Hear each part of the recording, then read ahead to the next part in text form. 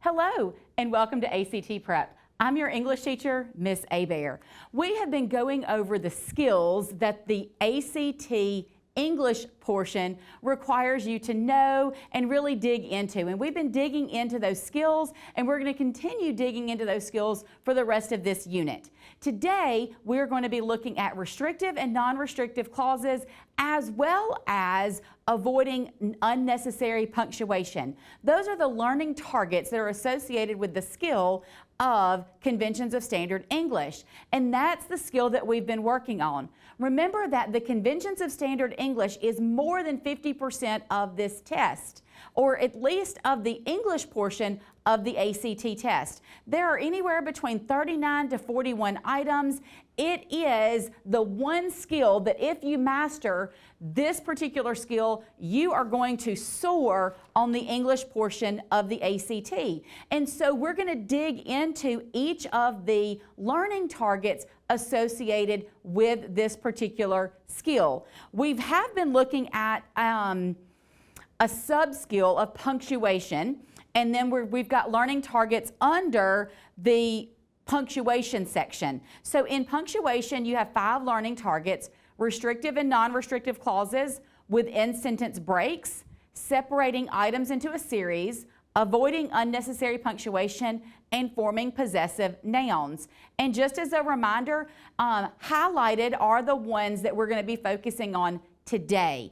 Let's dig right in. Before we get into this restrictive and non-restrictive clauses, I want us to look at forming possessive nouns. The reason I want us to start here is because the last lesson that we looked into was about pronoun cases and forms, and this particular test that you guys, the practice test that you took, does not have any of the forming possessive nouns in as a test item. Okay, I know I'm getting tongue-tied today. Please forgive me. I promise I'm going to get my groove here shortly. So let's look at forming possessive nouns and what that looks like. Many students know that an apostrophe makes a noun possessive.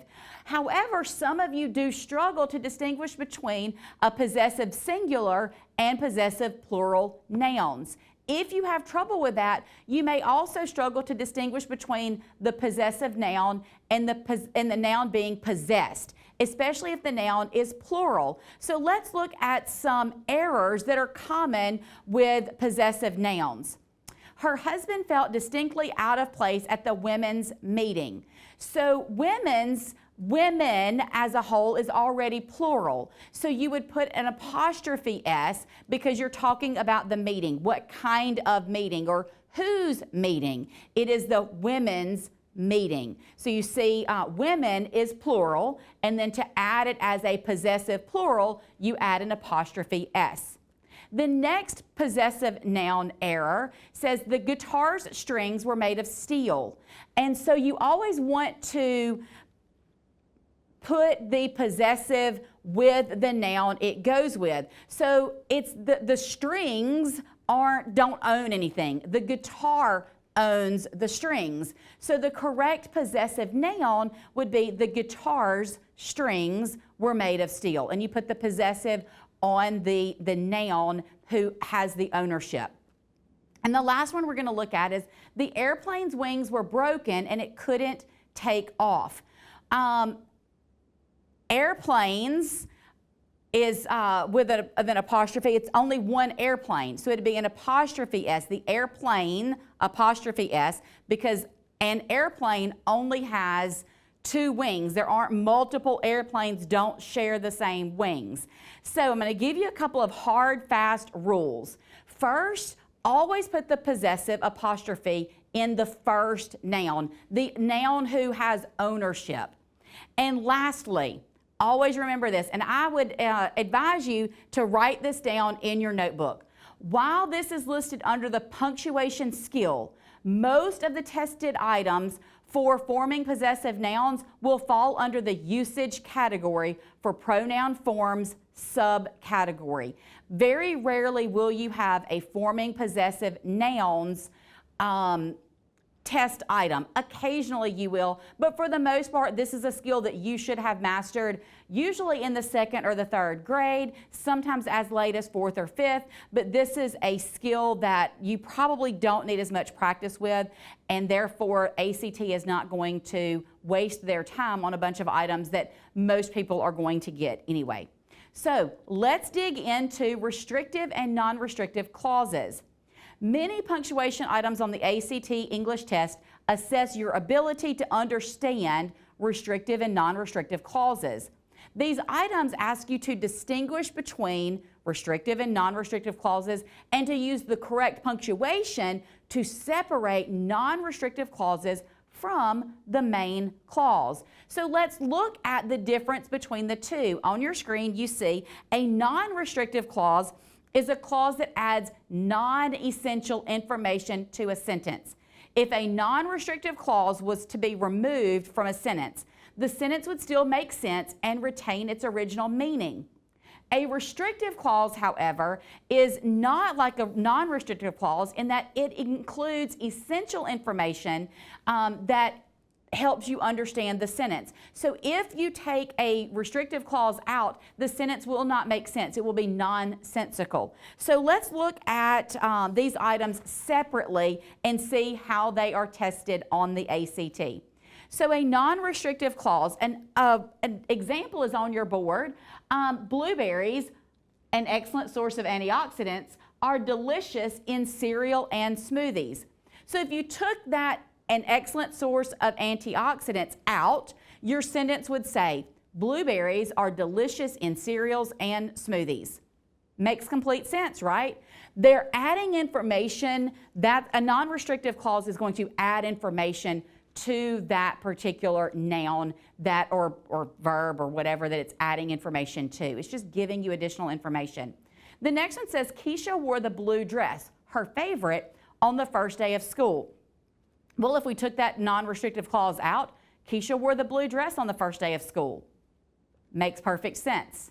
And then the next one says Brandon brought cookies, which had decorated himself, to the school bake sale. So again, that is non-essential information. But I want you to look at all three of these because all three of them have a different way of punctuating that non-restrictive clause. I want you to holler out what you think those three different ways are.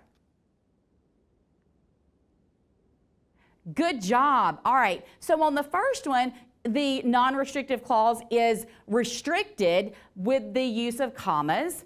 The next one is restricted with parentheses. And the last one is with em dashes. So non-restrictive clauses must be separated from the rest of the sentence by punctuation. To do this, you can use any of those three types of punctuation. But here's the thing. Sometimes they will confuse you by changing the punctuation from the beginning or the end. If you start a non-restrictive clause with a comma, you have to end it with a comma. Or if you end it with a semicolon, then with a parentheses, then you have to begin that non-restrictive clause with a parentheses. Your punctuation must match in a non-restrictive clause. That is how they're going to test you on your ability to understand and really get that punctuation in there properly. That is why this particular skill falls under punctuation, because they want to make sure that you understand the difference between restrictive and non-restrictive clause, as well as how to punctuate it properly. All right, so now let's look a little bit deeper about non-restrictive clauses. Again, it says to make sure that the punctuation is the same on either side. The last thing I want you to know is make sure that the correct section of the text is being isolated as the non-restrictive clause. So if you ask yourself, would the sentence make sense if the text inside the punctuation was removed? If you took out all of that information, would it be okay? Sometimes they may put the punctuation mark in the wrong place. And so when you see your answer choices, you'll see that punctuation moved. Make sure, again, that you read all of your answer choices. Make sure that you go back to the text so that you can see how that punctuation is being used, which punctuation mark is being used, and making sure that it's consistent and in the right places. Those non-restrictive clauses can get some of you, and some of you can go from a 15 to a 20 on the ACT if you understand restrictive and non-restrictive clauses. So now let's look at what a restrictive clause does and what it is. A restrictive clause is a clause that adds essential information to the meaning of a sentence. In other words, if the restrictive clause was removed from the sentence would either completely change in meaning or it would cease to make sense. So on your board you see a couple of examples of restrictive clauses. Students who score well on the test will receive scholarships. Well, students will receive scholarships if we took that information out. Which students will receive scholarships? You don't know. So if you take that out, it doesn't really make sense. Former President Barack Obama attended the baseball game. Well, if you took Barack Obama out, it would just say former president attended the baseball game. Which former president? All right, now I want you to notice that the restrictive clauses have something different that the non-restrictive clauses don't, or vice versa. It's really that non-restrictive clauses have something that restrictive clauses don't. What is that? You're right. Restrictive clauses do not have punctuation. So know that if you had put punctuation after students and before will, and you put commas there, and the ACT test asks you how to fix that, because they're not going to ask you that directly. They're just going to give you those answer choices and list them out. If they separate that clause with punctuation, then you know that the information within that sentence or that sentence does not make sense without the additional information, so you would need to remove that punctuation. So always remember that. The last thing I want you to know about restrictive clauses is that most of you will tend to think that it needs that punctuation. Just know that if you can't take that information out and the sentence still makes sense, then it's not a non-restrictive, right? If it's essential information, make sure it is not set apart with any kind of punctuation. Now, let's see how the ACT test tests you on this information. So you will see there are 5 items on the ACT English test that test restrictive and non-restrictive clauses. Let's look at these examples. Number 49, the U.S. Army, M-, which from 1891 to 1913 was responsible for improving national parks during the summer months, had managed to complete only about 6 miles of the road to the giant forest. So what I want you to notice is this dash does not have an underline on it, correct? So that means that the ACT wants you to use that kind of punctuation. Because this entire clause is not underlined, we know that that is a non-restrictive clause because they already have a dash here. So we know this dash is okay. So the only one of these changes would be either A or B.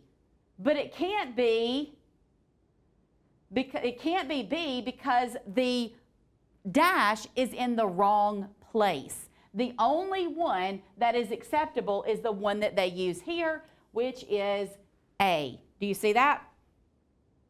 Good. So let's move on to number 62.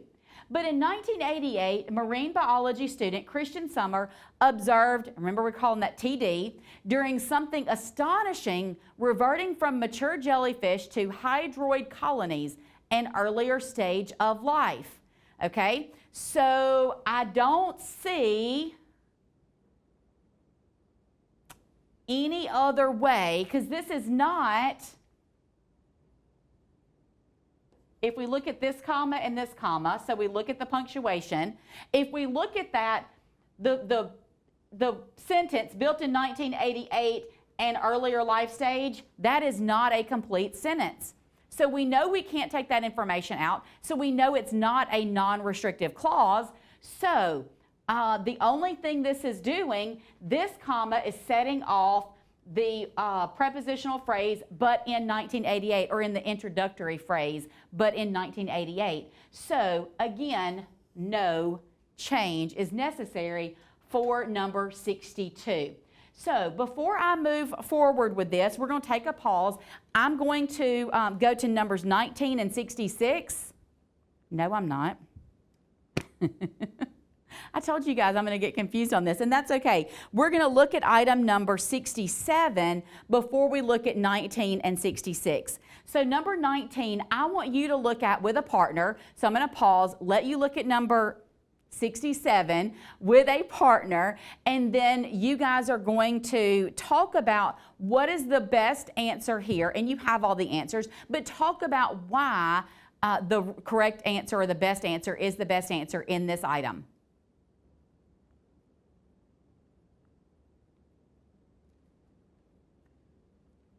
Great job, guys. Okay, so we know we have a dash here in our underlined portion, so it's asking us, do we want to change anything in that underlined section? So let's see, is there another dash? There is not another dash in that sentence. So we know that it is not A. We have to take that dash out and replace it with something, or don't replace it at all. So let's look at the sentence as a whole. As an adult, TD, if stressed by injury, disease, or even just old age, has the ability to revert to a hydroid colony. So this information, by injury, disease, or even just old age, is a clause, and let's look at, can we remove it? And an adult TD, if stressed, has the ability to revert to a hydroid colony. Oh, that is a complete sentence. So, is this information from this comma and to this comma, that is a non-restrictive clause. So, let's look at how the different options we have. We know we have to change it because this does not belong. Okay? So let's look. An adult TD, if stressed by injury, disease, or even old age, has the ability to revert to a hydroid colony. Okay? Let me erase this because I want you to see that this comma is here and it's not asking us if we want to remove that. So we know that that comma is going to stay. So we know that this comma and this comma set off this non-restrictive clause. So we have to determine now what's going to happen here. So TD, if stressed by injury, disease, or even old age, I'm thinking it's this one. Did you guys get that one? Let's see if any of these others work. If stressed, if we could put a comma there and we only take out the if stressed, then it doesn't make sense. Then it goes an adult TD by injury, disease, or even old age. Well, that doesn't make sense if we took out that clause, correct? So we know it is not C because we don't have two non-restrictive clauses in this sentence. And so let's look at D, TD if stressed. So if we took out this comma and this hyphen, then this information is no longer a non-restrictive clause because we have to have a comma or we have to have punctuation to set off that non-restrictive clause. So again, it's not D. I hope you and your partner or group got B as the best answer and you justified it properly. Sometimes the ACT test will test you on both restrictive and non-restrictive items at the same time. Numbers 19 and 66 do just that. They're testing you on non-restrictive and restrictive clauses as well as that unnecessary punctuation. Remember we talked about that if you have a restrictive clause, there is no punctuation. So if you add punctuation to a restrictive clause, then it becomes unnecessary. So I want you to look at number 19 with a different partner than you just worked with, and I'm going to pause and let you guys talk about why number 19 is no change.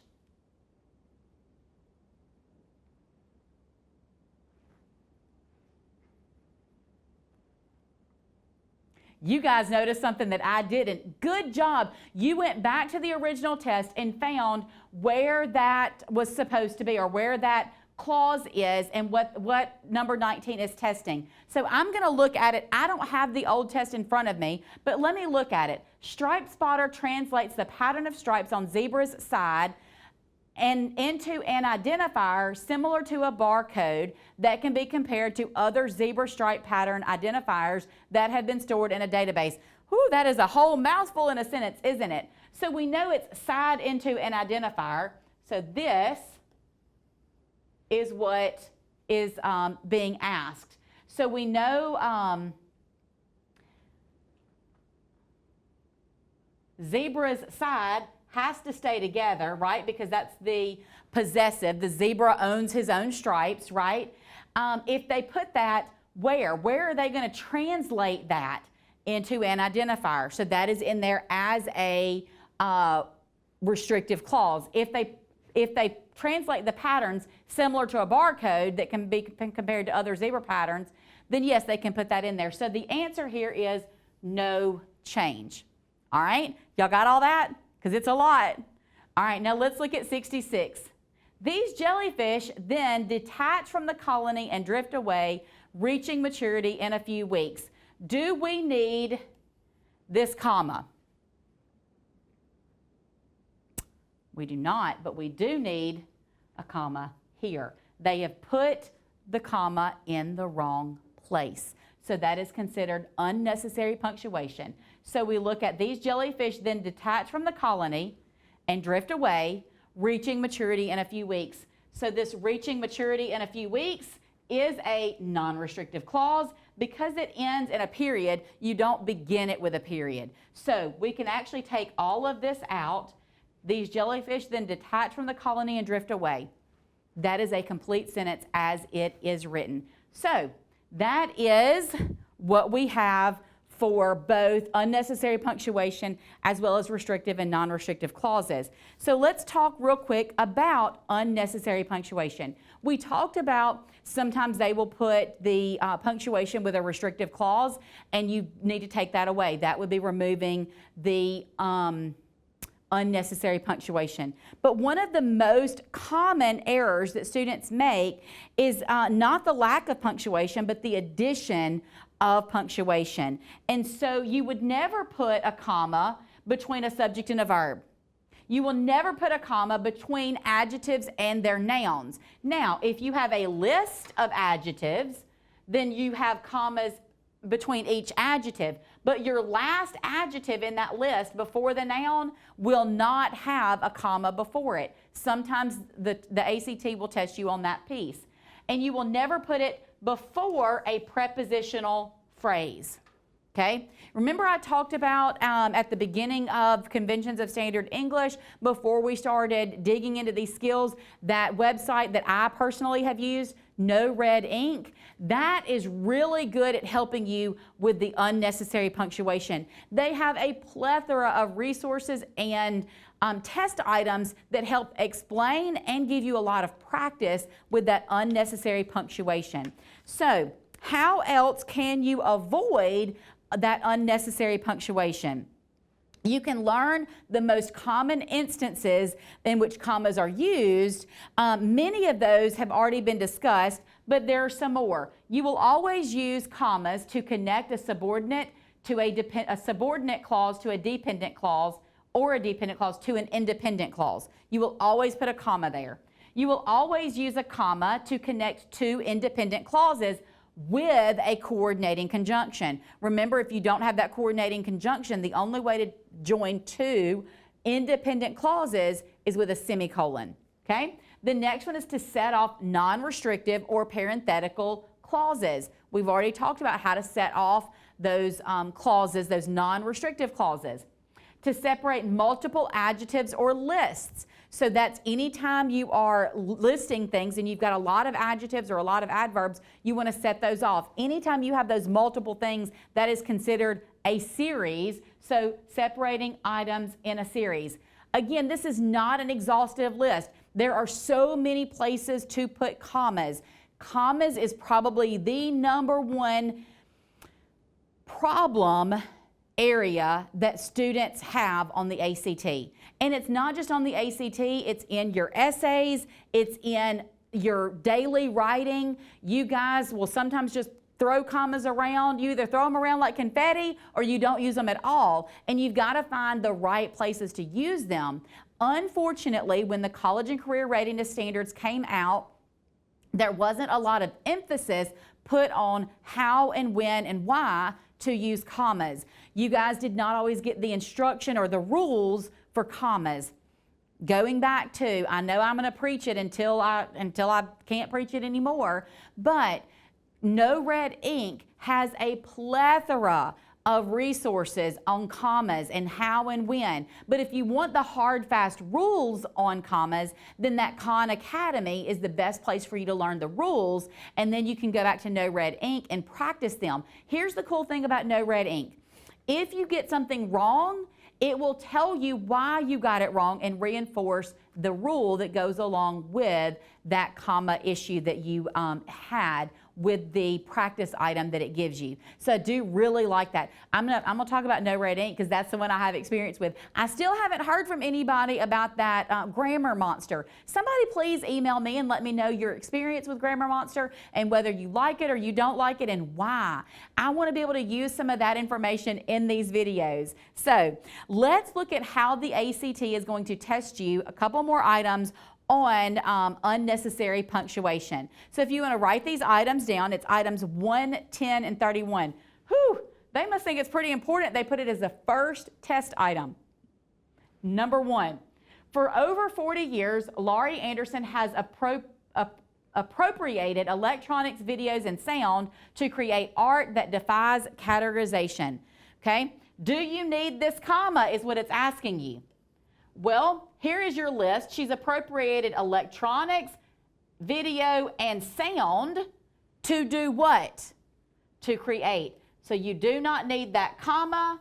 The correct answer, or the best answer, is D. Take that comma out.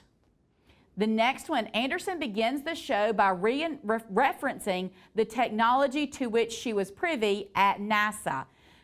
Okay? This is a prepositional phrase, to which she was privy at NASA. No change. We do not need commas anywhere in that sentence. Number 31, at the Broadway station of the Long Island Railroad in Flushing, Queens, commuters ponder a mural spanning over 300 square feet on the station's south wall.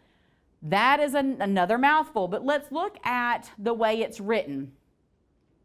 They've got a comma here. So at the Broadway station of the Long Island Railroad in Flushing, Queens, that is your prepositional phrase. Commuters ponder a mural spanning over 300 square foot on the station's south wall. So because the sentence is so incredibly long and it's still a non-restrictive clause, you don't necessarily need that information. It does help. All of your non-restrictive items help, but they're not always necessary for the understanding of the sentence as a whole. So again, this is no change.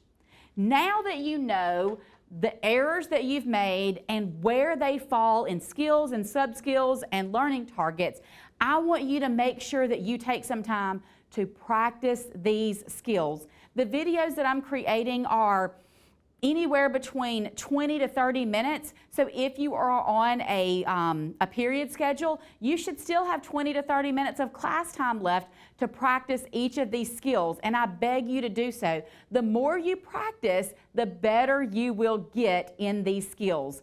That is all that I have for you today, and that's all we have. I believe we are finished. No, we are not finished with punctuation and standard English. We have one more section in punctuation to finish out that 50% of the test, that conventions of standard English. So until next time, happy learning.